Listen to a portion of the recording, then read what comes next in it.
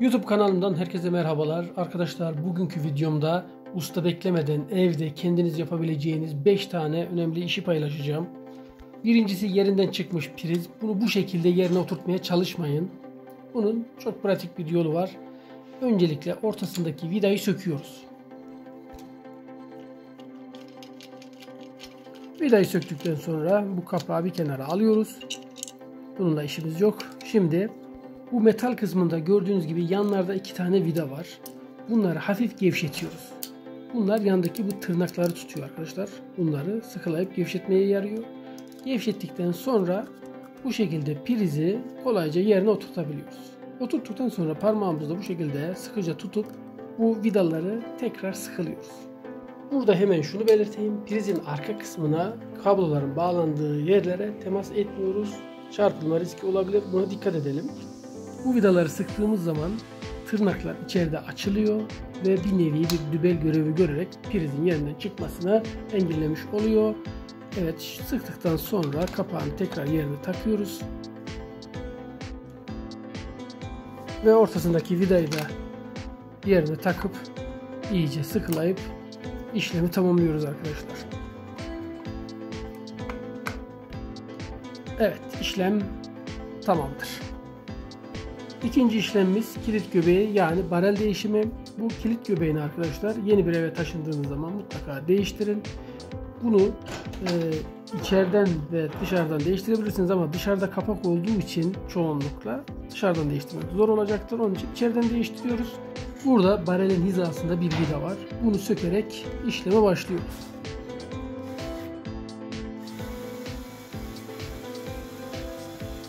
Evet, şunu hemen belirteyim. Bareli değiştirebilmek için anahtarın üzerinde olması lazım.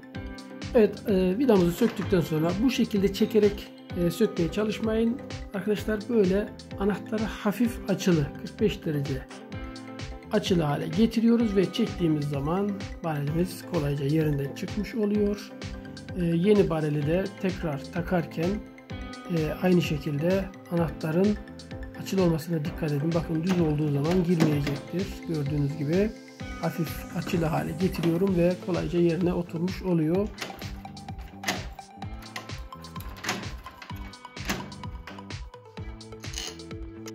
Şimdi vidasını takarak montajı tamamlıyorum. Montaj esnasında şuna da dikkat edelim. Eğer bareliniz yerine oturmazsa içe ve dışa bakan tarafını ters takmış olabilirsiniz. Buna da dikkat edin.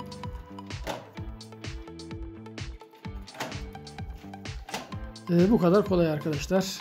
İşlem tamamdır. Üçüncü işlemimiz aç kapa musluk bataryalarının kartuş değişimi. Burada plastik bir parça var arkadaşlar. Önce bunu çıkarıyoruz. Bunun adını bilen varsa yorumlarda yazabilir arkadaşlar. İnanın ben bilmiyorum adını. Burada arkadaşlar bir vida deliğimiz açığa çıkıyor. Bunun içinde bu başlığı tutan küçük bir vida var. Bunu hafifçe çevirerek 1-2 tur açıyoruz. Bu vida bazı bataryalarda alyanla açılacak şekilde üretilmiş olabiliyor. Gerekirse alyanda kullanabilirsiniz. Vidayı gevşettikten sonra batarya kolunu yukarı çekerek yerinden çıkarıyoruz ve burada bir krom rozetimiz var. Tabi zamanla kireçlendiği için açılmıyor. Biraz kireç çözücü döküyorum ve biraz yumuşamasını bekledikten sonra şöyle bir bez ile tutarak, havluyla tutarak bu krom rozeti açıyorum.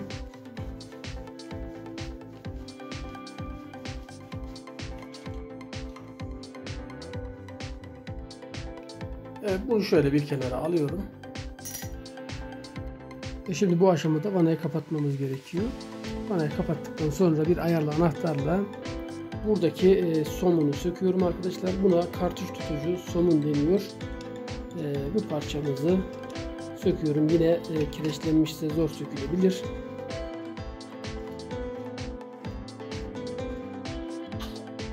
Evet. Bu parçamızı söktükten sonra arkadaşlar artık kartuşu yerinden çıkarabiliriz. Evet, kartuşumuz eğer kireçlenmişse veya kum tıkanmışsa temizledikten sonra geri takarsınız. Kırılmış veya bozulmuşsa yenisini takarsınız. Ama burada dikkat etmemiz gereken şu var arkadaşlar. Bu tırnak kısımlarını takarken yerine tam olarak oturtmamız gerekiyor. Gördüğünüz gibi yerine oturduktan sonra tekrar diğer parçaları takarak montajı tamamlamış oluyoruz. Su tesisatı arkadaşlar çok fazla zorlanmaya, sıkmaya gelmez. Dikkatli bir şekilde, fazla sıkmadan, zorlamadan bu parçamızı sıkılıyoruz. Ve şu şekilde kolu kontrol ettikten sonra bir problem yoksa rozeti ve başlığı takarak işlemi tamamlıyoruz.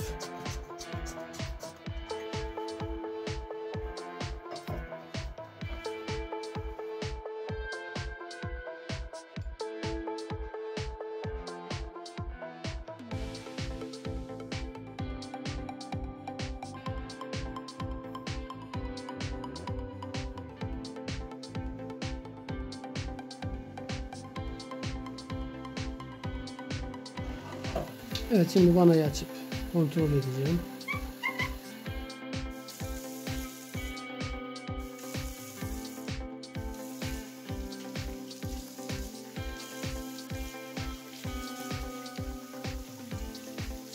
İşlem tamamdır. Şu ana kadar yaptıklarımız içerisinde en zor olan buydu ama yine de kendiniz yapabilirsiniz. Evet, bir diğer işlemimiz arkadaşlar kalorifer peteklerinin kapaklarının sökülmesi. Bunları temizlik nedeniyle veya içine bir cisim düştüğünde çıkarmamız gerekebiliyor. Oldukça kolaydır çıkarması. Bu şekilde yukarı kaldırarak yerinden kolayca çıkarmış oluyoruz. Diğer tarafı da aynı şekilde çıkarıyorum. Ve üst ızgara kısmını da çok zorlamadan ve bükmeden arkadaşlar bu şekilde çıkarıyoruz. Gerekli temizliğini yaptıktan sonra veya içine düşen eşyanızı aldıktan sonra tekrar aynı şekilde monte ediyoruz. Onu da göstereceğim şimdi.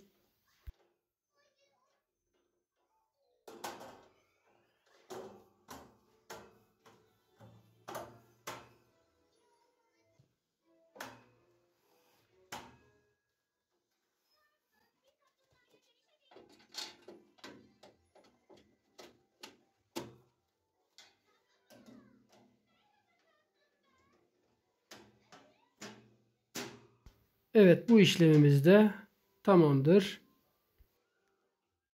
Ve son olarak bu teleskopik raylı çekmecelerin nasıl söküldüğünü göstermek istiyorum.